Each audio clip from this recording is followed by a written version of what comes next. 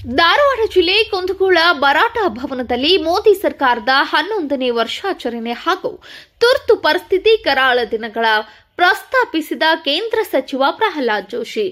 ಸೇವೆ, ಸುಶಾಸನ, ಬಡವರ ಕಲ್ಯಾಣ, ವಿಕಸಿತ ಸಂಕಲ್ಪ ಭಾರತ ಕುರಿತ ಮತ್ತು ಕಾಂಗ್ರೆಸ್ ಮಾಡಿದ 39ನೇ ಸಂವಿಧಾನದ ತಿದ್ದುಪಡಿ ಬಗ್ಗೆ ಮಾಹಿತಿ ಬಿಚ್ಚಿಟ್ಟ ಜೋಶಿ ಅವರು, ಕುಂದಗೋಳ ವಿಧಾನಸಭಾ ಕ್ಷೇತ್ರಾಭಿವೃದ್ಧಿಗೆ ಜೋಶಿ ಅವರ ಕಾರ್ಯ ಶ್ಲಾಘನೀಯ. ಶಾಸಕ ಎಂಆರ್ ಪಾಟೀಲ್.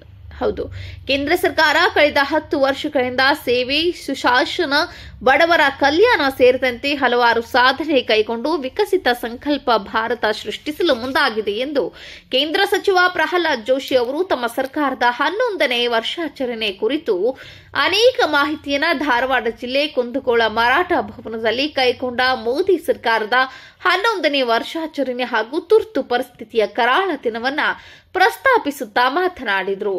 10 ವರ್ಷದಲ್ಲಿ 220 ಮೆಗಾವ್ಯಾಟ್ ವಿದ್ಯುತ್ ಉತ್ಪಾದನೆ ಸಾಧಿಸಿದ್ದೇವೆ.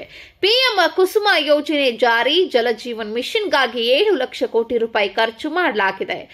52,602 ಮನೆಗೆ 24x7 ನಳದ ನೀರು ಸರಬರಾಜು ಮಾಡಲು ವ್ಯವಸ್ಥೆ ಮಾಡಲಾಗಿದೆ. ಜಲಧಾರೆ ಯೋಜನೆಗೆ 1,042 ಕೋಟಿ ರೂಪಾಯಿ ನೀಡಲಾಗಿದೆ. 19 ಘನತ್ಯಾಜ್ಯ ಘಟಕಗಳಿಗೆ 28 ಸ್ವಚ್ಛತಾ ವಾಹಿನಿ ನೀಡಲಾಗಿದೆ ಎಂದು ತಮ್ಮ ಕೇಂದ್ರ ಸರ್ಕಾರದಿಂದ ಕೈಗೊಂಡ ಅಭಿವೃದ್ಧಿಗಳನ್ನು ವಿವರಿಸುತ್ತಾ, ತುರ್ತು ಪರಿಸ್ಥಿತಿಯ ವೇಳೆ ಕಾಂಗ್ರೆಸ್ ಸಂವಿಧಾನ ಹತ್ಯೆಗೈದಿದ್ದು, ತುರ್ತು ಪರಿಸ್ಥಿತಿ ಹೇರಲು ಬೇಕಾದ ಸಕಲ ಸಿದ್ಧತೆ ಮಾಡಿಕೊಂಡು ದೇಶದ ಅಂದಿನ ಪ್ರಧಾನಿಯನ್ನ ಯಾರೂ ಯಾವುದೇ ಕಾರಣಕ್ಕೂ ಏನೋ ಪ್ರಶ್ನಿಸದಂತೆ ಕರಾಳ ದಿನವನ್ನ ತಂದು ಅನ್ಯಾಯ ಅಕ್ರಮ ಎಸಗಿತು ಎಂದು ಜೋಶಿ ಅವರು ಆರೋಪಿಸಿದರು. ಅಧ್ಯಕ್ಷತೆ ವಹಿಸಿದ್ದ ಶಾಸಕ ಎಂಆರ್ ಪಾಟೀಲ್ ಅವರು ಮಾತನಾಡಿ, ನಮ್ಮ ವಿಧಾನಸಭಾ ಕ್ಷೇತ್ರಕ್ಕೆ ಜೋಶಿ ಅವರು ಸಕಲ ಸಹಕಾರ ನೀಡುತ್ತಿದ್ದಾರೆ ಎಂದು ಕೇಂದ್ರ ಸಚಿವ ಪ್ರಹ್ಲಾದ್ ಜೋಶಿ ಅವರನ್ನ ಶ್ಲಾಘಿಸಿದರು.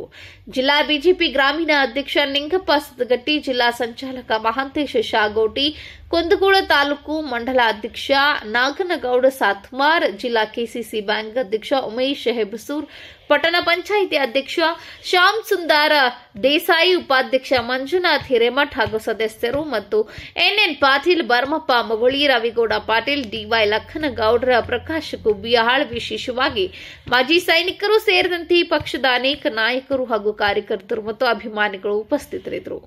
Bureau report Y D Hosur, UK 27 Kannada news, Kundgol.